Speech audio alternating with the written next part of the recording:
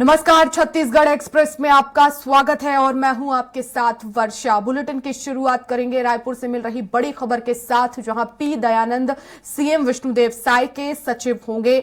2006 batch के IAS हैं नवनियुक्त सचिव पी दयानंद और दीपक अंधारी को सीएम का निज सहायक बनाया गया है। डॉक्टर सुभाष सिंह राज, उमेश अग्रवाल, रविकांत मिश्रा ओएसडी बने और सीएम विष्णुदेव साय के ओएसडी और निज सहायक नियुक्त हुए हैं। सामान्य प्रशासन विभाग ने आदेश जारी किया है।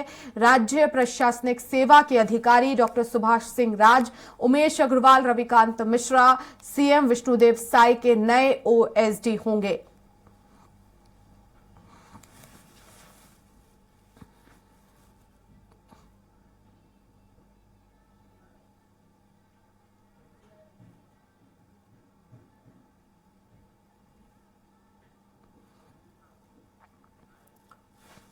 और इस खबर पर ज्यादा जानकारी के लिए संवाददाता दिलीप साहू हमारे साथ लाइव जुड़ गए हैं रायपुर से। दिलीप, बड़ी जिम्मेदारी सौंपी गई है, ओएसडी नियुक्त कर दिए गए हैं।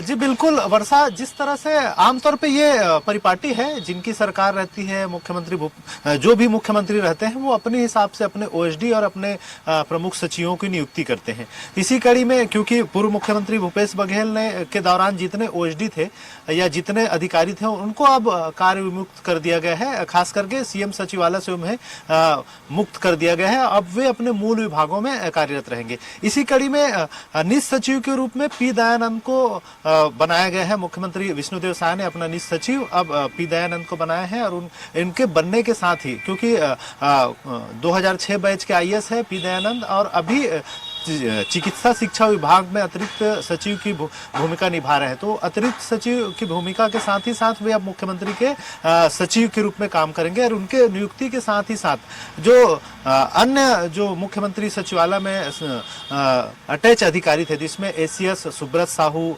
सिद्धार्थ कुमल प्रदेशी आईएएस, इनके अलावा एस भारतीदासन और अंकित आनंद सहित तमाम जो अधिकारी थे, उन्हें अब उनके केवल मुख्यमंत्री सचिवालय से उन्हें अब मुक्त कर दिया गया है। वे अपने मूल विभागों को ही देखेंगे जिन जिन विभागों में भी कार्यरत है। इस तरह से इसके अलावा जो 4 ओएसडीओ की नियुक्ति की गई है, तो पुराने जितने ओएसडी थे पूर्व सीएम भूपेश बघेल के समय में, सभी को अब मुक्त कर दिया गया है। वे अपने मूल विभागों में रहेंगे और उनकी जगह पर अब नए ओएसडी जिनकी नियुक्ति की गई है वे कार्यभार संभाल लेंगे। इस तरह से प्रशासनिक फेरबदल आमतौर पर होता है और आगे आने वाले समय में और बहुत सारे फेरबदल देखने को मिलेंगे वर्षा, क्योंकि जो भी नई सरकार है, क्योंकि कांग्रेस की सरकार थी, सरकार में बदलाव हुआ है, बीजेपी की सरकार है और जो भी मुख्यमंत्री बनते हैं, मुख्यमंत्री अपने हिसाब से अपने खास लोगों को ओएसडी नियुक्त करते हैं और अपने जो विश्वास पात्र अफसर है उन्हें निज सचिव के रूप में शामिल करते हैं। और जिस तरह से अब नियुक्तियों का दौर जो शुरू हुआ है, उसमें कहीं ना कहीं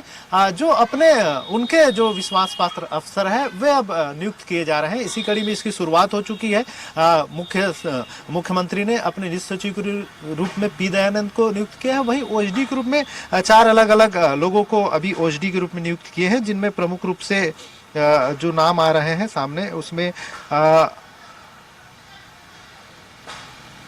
डॉक्टर सुभाष राज है। इस तरह से इसके अलावा और 3 अलग अलग लोगों को, जिसमें उमेश अग्रवाल, अंक मिश्रा, इस तरह से रविकांत मिश्रा, इस तरह से अलग अलग लोगों को एसडी की जिम्मेदारी दी गई है।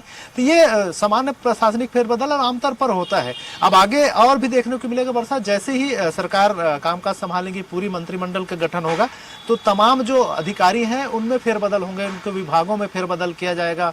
जो मंत्री होंगे वो चाहेंगे कि उनके विभाग में उनके खास जो सचिव है, उनके जो पसंदीदा अधिकारी है उनके लिए कार्यरत हो। और एक आमतौर पर यह भी देखा जाता है, जितने भी प्रशासनिक फेरबदल होते हैं उसमें मंत्रियों की पसंद और मुख्यमंत्री की पसंद के अनुसार से अधिकारियों की नियुक्ति की जाती है।